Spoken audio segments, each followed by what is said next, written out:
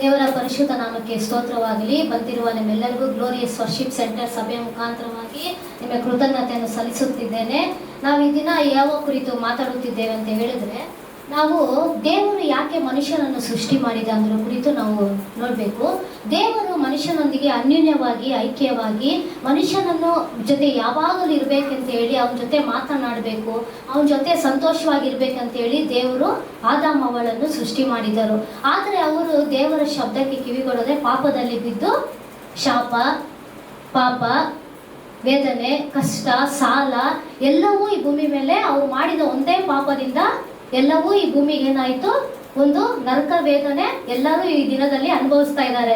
ಅದೇ ಪ್ರಕಾರ ನೆಕ್ಸ್ಟ್ ದೇವರು ನೋಹನನ್ನು ಆರಿಸಿದ್ರು. ಬೈಬಲಲ್ಲಿ ನೋಡ್ಬೇಕಾದ್ರೆ ನೋಹ ಅಂತ ಒಂದು ನೀತಿವಂತನಾದ ವ್ಯಕ್ತಿಯನ್ನು ದೇವರು ಆರಿಸಿದ್ರು. ನೋಹ ಬಂದ್ಬಿಟ್ಟು ದೇವರ ಶಬ್ದಕ್ಕೆ ಏನ್ ಮಾಡ್ದ, ಕಿವಿಗೊಟ್ಟ. ಆದ್ರೆ ಬೇರೆ ಅನ್ಯ ಜನರು ಏನ್ ಮಾಡಿದ್ರು, ಆತನ ಶಬ್ದಕ್ಕೆ ಕಿವಿಗೊಟ್ಟಿಲ್ಲ. ನೀರಿನಿಂದ ನಾನು ಏನ್ ಮಾಡ್ತೀನಿ, ಈ ದೇಶ ನಾನು ಅಳಿಸ್ತೀನಿ ಅಂತ ದೇವ್ರು ಏನ್ ಮಾಡಿದ್ರು, ವಾಗ್ದಾನ ಮಾಡಿದ್ರು. ಆದ್ರೆ ದೇವ್ರು ಹೇಳಿದ್ರು ನೋಹನಿಗೆ ಒಂದು ನಾವೆಯನ್ನು ಕಟ್ಟು, ಆ ನಾವೆಯಲ್ಲಿ ಎಲ್ಲರೂ ನೀವು ಇರಬೇಕು ಅಂತ ಹೇಳಿದ್ರು.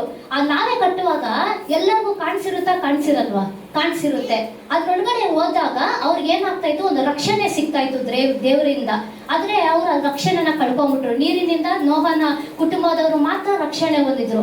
ಅದೇ ರೀತಿ ಈ ದಿನದಲ್ಲಿ ನೋಡಬೇಕಾದ್ರೆ ಯೇಸು ಸ್ವಾಮಿ ನಮಗೋಸ್ಕರ ಬಂದು ಆ ಕಲ್ವಾರಿ ಶಿಲುಬೆಯಲ್ಲಿ ಮರಣ ಹೊಂದಿ ಇವತ್ತು ನಮಗೆ ಒಂದು ಬಿಡುಗಡೆಯನ್ನು ಕೊಟ್ಟಿದ್ದಾರೆ.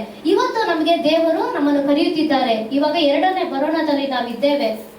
ಹಲ್ಲೆಲೂಯಾ. ದೇವರ ಬರೋಣದಲ್ಲಿ ನಾವಿದ್ದೇವೆ. ಆತನ ಶಬ್ದಕ್ಕೆ, ಆತನ ಹೇಳುವಂತ ಸೇವಕರುಗಳ ಶಬ್ದಕ್ಕೆ ನಾವು ಕಿವಿಗೊಟ್ಟು ನಾವು ಆತನ ಪ್ರಕಾರ ನಾವು ನಡಿಬೇಕು. ಆಮೇಲೆ ದೇವರ ವಾಕ್ಯಗಳನ್ನು ಆಶೀರ್ವದಿಸಲಿ. ಆಮೇಲೆ